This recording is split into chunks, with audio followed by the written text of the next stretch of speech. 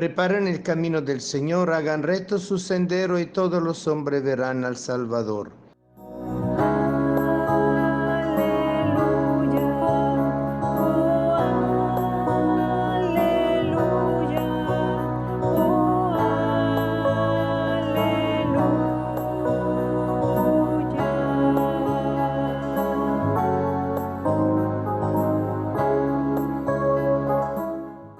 El Señor esté con ustedes y con tu espíritu. Lectura del Santo Evangelio según San Mateo.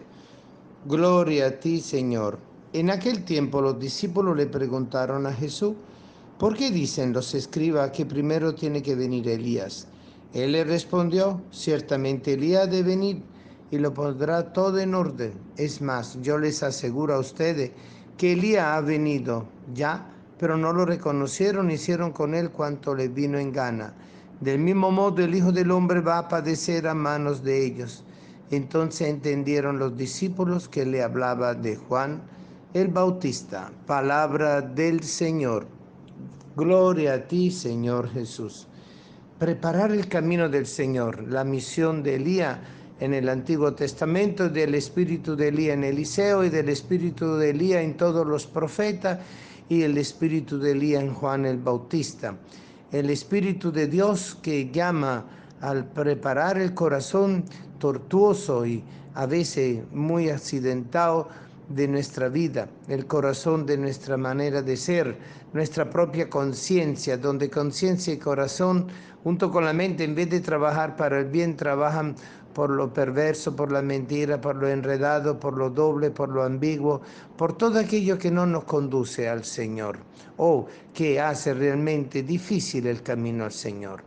¿Y qué significado tiene el hecho de que los discípulos le preguntaron a Jesús en aquel tiempo? ¿Cuál es el tiempo? El tiempo desde el momento que Jesús lo realizaba hasta ahora y hasta que Él vuelva. El tiempo del Señor entre la primera venida y la segunda venida. Y es interesante que los discípulos le preguntaban a Jesús.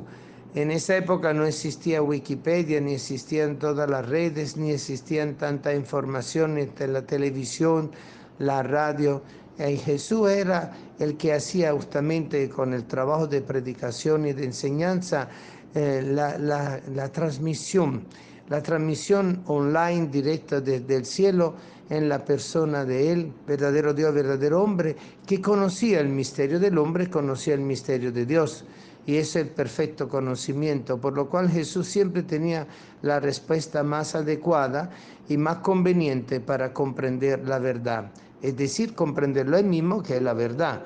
Y por eso los discípulos del Señor, en un cierto sentido, siempre le preguntaron. Muchas veces nosotros nos encontramos justamente en varios pasajes de los evangelios que a Jesús no solo le preguntaban lo que lo adversaban, lo que dudaban, lo que lo querían poner en dificultad, como los fariseos, los saduceos, los maestros, los doctores de la ley, los escribas, sus enemigos, sino básicamente fuertemente sus discípulos y el pueblo de Dios cuando tenía alguna relación con él, como el caso, por ejemplo, de la samaritana, del ciego Bartimeo, etcétera, etcétera.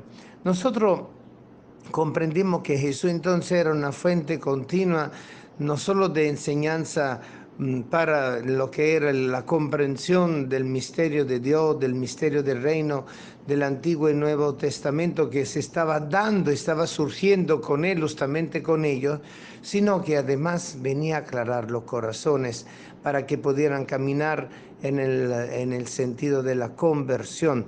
Es decir, los discípulos se formaban para convertirse, no se formaban para sacar títulos y certificados y diplomas, como a veces hacemos inclusive dentro de la iglesia. Allí es donde nosotros tenemos que comprender lo que el Señor quiere explicarle, que la venida del Espíritu de Elías es justamente no un camino de reencarnación, como dicen los equivocados que creen en esa cosa, porque nadie se reencarna, todos vivimos una sola vez y para la vida eterna, sino que es porque Elías fue arrebatado en el torbellino de fuego, un carro que lo llevó al cielo, el rapto de Elías, ¿verdad? y por eso la misma Sagrada Escritura nos explica esa vivencia en gloria de esa presencia justamente de Elías en el cielo, que es el anticipo del reino escatológico de Cristo y que es el camino de la realización. Y por eso el espíritu de Elías reposa sobre Juan el Bautista. Y Jesús le dice, ya vino Elías, no hay que tener que estar esperando otra vez a él. Vino en la persona de Juan el Bautista y no le creyeron y hicieron de él lo que le dio la gana. Es decir, que lo encarcelaron, lo persiguieron, lo mataron.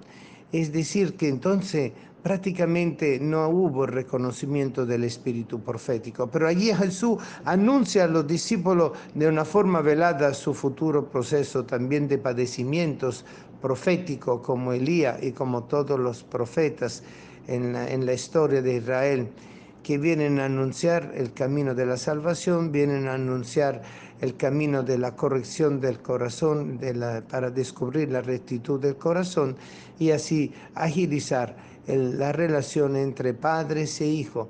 Y justamente se habla de que el espíritu de Elías viene a reconciliar los padres con los hijos y los hijos con los padres. Claro, porque el espíritu de Elías en Juan el Bautista indica en el Cordero de Dios aquel que no es solo Jesús de Nazaret, pero es básicamente el Hijo de Dios, el Hijo del Padre, que por tener esa verdad dentro de sí, lo venía a establecer entre nosotros para que todos aprendiéramos a ser hijos del mismo Padre, hermanos con Él y al mismo tiempo hijos de Dios, pero totalmente en plena realización en esta vida. Queridos hermanos, todavía hay que seguir preparando el camino del Señor, porque hay todavía muchos que están enemistados con Dios, muchos que rechazan a Dios como Padre y no saben reconocer a Dios Hijo, que es Jesús mismo, y no saben entonces tampoco recibir el Espíritu, ni lo saben ni lo quieren saber. Esta testadurez que tenemos, que produce el materialismo del mundo, nos vuelve a nosotros omnipotentes, superhéroes, ¿verdad? Y eso a nosotros nos confunde, porque en realidad el hombre todo lo puede en Cristo, con Cristo y por Cristo. Por eso que este tiempo de Adviento sea para nosotros tiempo de preparar el camino interior, rectificar nuestro corazón y aclarar nuestra conciencia y fortalecer nuestra mente revistiéndonos de Cristo, como nos dice justamente San Pablo en una de sus cartas. Queridos hermanos, vivamos dignamente a nivel personal, comunitario y social y familiar esta realidad de la conversión tan necesaria para todos, para mí, para ti y para cada uno. Amén.